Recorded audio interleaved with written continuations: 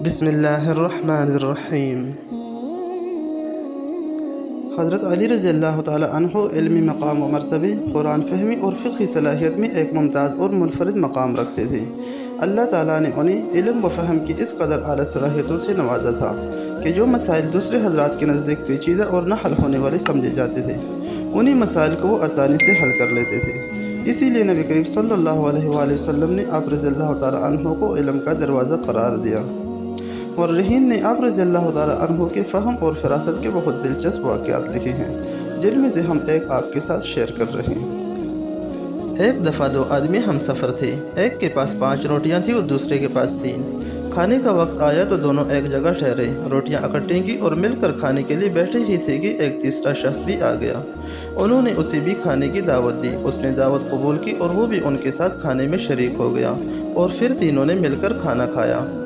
کھانا کھانے کے بعد اس تیسرے شخص نے ان کو 8 درہم دیے اور کہا کہ آپس میں بانٹ لینا۔ چنانچہ جب وہ درہم بانٹنے لگے تو 5 روٹیوں والے نے کہا کہ میری 5 روٹیاں تھیں، اس لیے 5 درہم میں لے لیتا ہوں، اور تمہاری 3 روٹیاں تھیں، اس لیے آپ 3 درہم لے لیں۔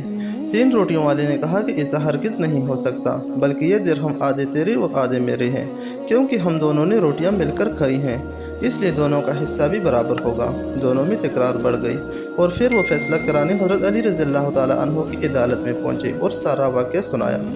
حضرت علی رضی اللہ تعالیٰ عنہ نے 3 روٹیوں والے شخص سے فرمایا، اگر تمہیں 3 درہم ملتے ہیں تو 3 ہی لے لے، تمہارا فائدہ اسی میں ہے، ورنہ اگر حساب کر کے لوگے تو تمہارا صرف 1 درہم بنتا ہے۔ وہ شخص حیران ہو کر بولا کہ 1 درہم؟ بھلا یہ کیسے ہو سکتا ہے؟ آپ مجھے حساب سمجھا دیں تو میں 1 درہم ہی لے لوں گا۔ تو حضرت علی رضی اللہ تعالیٰ عنہ نے فرمایا، تو اچھا سنو، تمہاری 3 روٹیاں تھیں اور تمہاری ساتھی کی 5، کل 8 روٹیاں تھیں اور تم کھانے والی 3۔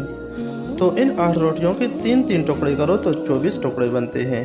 اب ان 24 ٹکڑوں کو 3 کھانے والوں پر تقسیم کرو تو 8 ٹکڑے سب کے حصے میں آئے، یعنی 8 ٹکڑے تم نے، 8 تمہارے ساتھی نے اور 8 تمہارے مہمان نے کھائے۔ اب سنو، تمہاری 3 روٹیاں تھیں، ان 3 روٹیوں کے 3 ٹکڑے کریں تو 9 ٹکڑے بنتے ہیں، اور تمہارے ساتھی کی 5 روٹیاں تھیں، ان 5 روٹیوں کے 3 ٹکڑے کریں تو 15 ٹکڑے بنتے ہیں۔ تو تم نے اپنے 9 ٹکڑوں میں سے 8 کھائے، تمہارا صرف 1 ٹکڑا بچا جو اس مہمان نے کھایا، لہٰذا تمہارا 1 درہم۔ تمہارے ساتھی نے اپنے 15 ٹکڑوں میں سے خود 8 کھائے، اور اس کے 7 ٹکڑے بچے جو اس مہمان نے کھائے، لہٰذا اس کے 7 درہم۔ یہ فیصلہ سن کر وہ شخص حیران رہ گیا اور مجبوراً اسے 1 ہی درہم لینا پڑا، اور دل میں کہنے لگا کہ 3 ہی لے لیتا تو اچھا تھا۔